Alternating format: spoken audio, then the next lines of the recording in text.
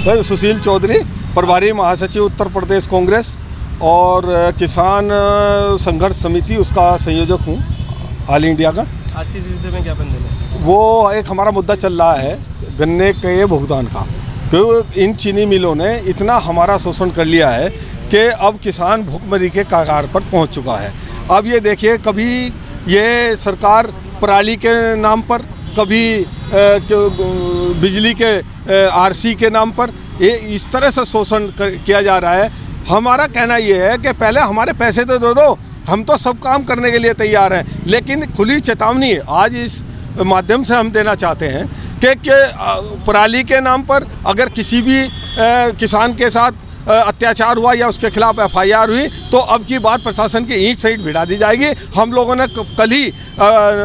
टपरी में हमने एक पंचायत करी थी, उसमें हमने तय कर लिया है कि जो है पराली के नाम पर अगर प्रशासन किसी की भी एफआईआर करेगा तो ये ठीक नहीं होगा और उसके विरुद्ध हमें आंदोलन करना पड़ेगा। आज गन्ने के भुगतान के लिए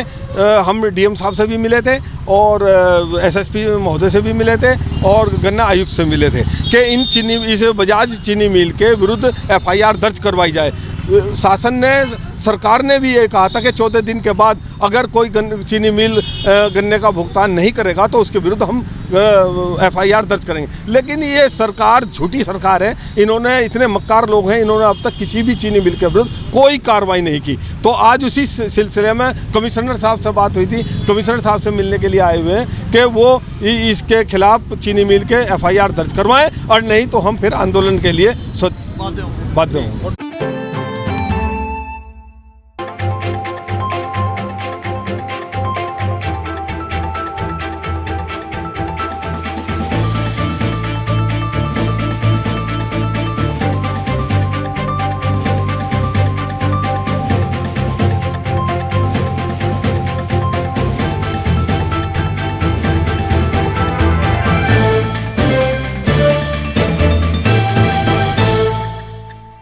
शहर सहारनपुर में स्मार्ट सिटी का एक दौर चलने का काम हो रहा है, जिसमें हमारे नगर आयुक्त साहब, हमारे मेयर साहब, नामदेव से पहले ही सभी लोग स्वच्छ सहारनपुर बनाने की प्रक्रिया में लगे हुए हैं, जिसमें पिछली 24 तारीख से हम लोगों की जिलाधिकारी महोदय के साथ, नगर आयुक्त साहब के साथ और सभी वरिष्ठ अधिकारियों के साथ मीटिंग होने का काम हुआ, जिसमें यह तय हुआ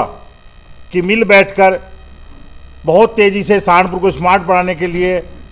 जो हमारी डेयरी व्यवसाय है कहीं ना कहीं बांधक बनने का काम हो रहा है, उसमें बैठ के बातचीत हो, किस स्तर पे किस तरीके से बाहर ले जाया जाए, क्या हमारी सरकार हमें सुविधा देने का काम करेगी, कैसे हम डेयरी संचालकों को कोई समस्या पैदा ना हो, स्मार्ट सिटी भी बना रहे और डेयरी संचालक सुख सुविधा के साथ इस प्रोसेस को आगे बढ़ाने में भूमिका भी अदा करें और किसी को कोई नुकसान ना होने पाए। इसी में आज एक दोबारा मीटिंग हमारे बीच में पूर्वोत्तर दल के अध्यक्ष नेगी जी, हमारे इनकम टैक्स डिपार्टमेंट और डेयरी संचालक के प्रभारी विनय शर्मा जी और उपायुक्त भी आने वाले 2-4 मिनट में।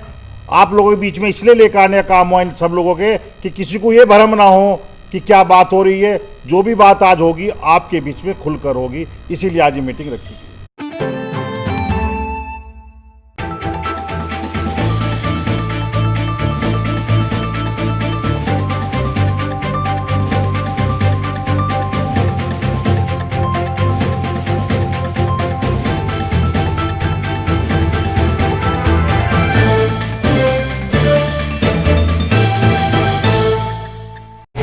जिला कांग्रेस कमेटी अनुसूचित जाति विभाग का एक प्रतिनिधिमंडल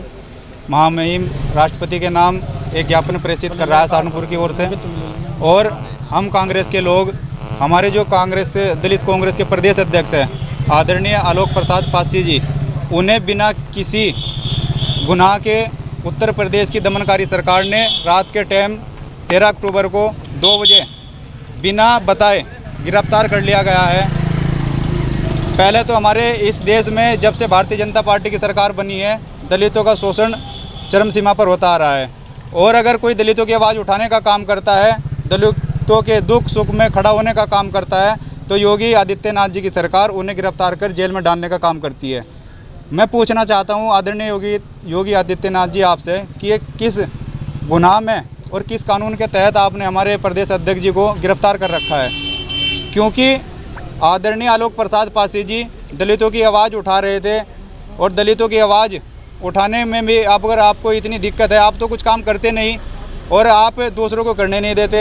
अगर हमारे प्रदेश अध्यक्ष जी, हमारे कांग्रेस पार्टी के दिग्गज नेता, हमारे आदरणीय राहुल गांधी जी, हमारे नेता आदरणीय प्रियंका गांधी जी दलितों की आवाज़ उठाना चाहते हैं, उनके घर जाकर उनके दुख सुख में जाना चाहते हैं, लेकिन आप झूठा उन पर फर्जी मुकदमे लगवाकर उन्हें जेल में डालने का काम करते हो। ऐसे क्यों कर रहे हो? आपकी इतनी भोगला गए हो आप कांग्रेस सरकार से? हमारी मांग जो है, हमारी मांग ये है कि हमारे जो आदरणीय आलोक प्रसाद पासी जी है उन्हें तत्काल रिहा कराया जाए।